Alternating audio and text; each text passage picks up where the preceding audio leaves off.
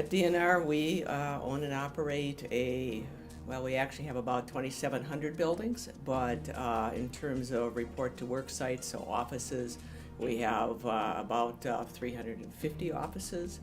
We have buildings that are visitor centers and state parks. We have camper cabins. We have a lot of cold storage. We have a lot of picnic shelters, and we have a whole range of buildings actually that are all over the state of Minnesota. Every single county has a DNR building in it.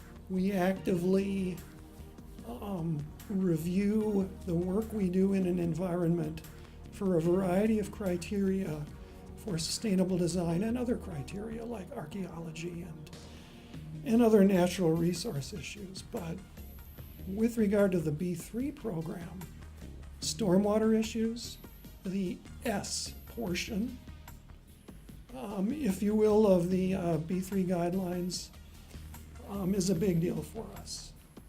We have a lot of interest in reducing operating costs, especially reducing utility costs for our different divisions and sites.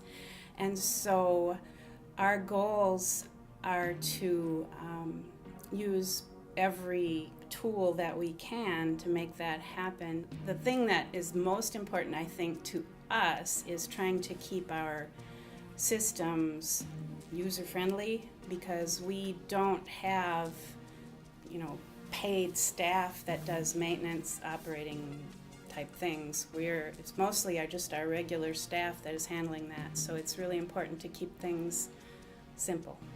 We tell our division customers who ask us for a new building that it's as important to use renewables and be energy efficient as it is to have the front door. And so this is no longer an add to a building, it is integral to a building. So we approach that at all of our buildings.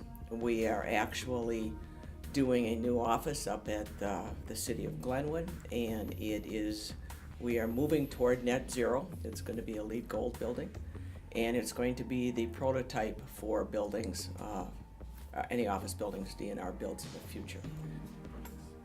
We use B3, we use the Sustainable Building Guidelines, we use all of those items in all of our projects. We track energy use through the B3 and report on it quarterly, both actually for buildings and facilities, and we report on it sliced by division and sliced by site, so that sites can actually see how well they're doing.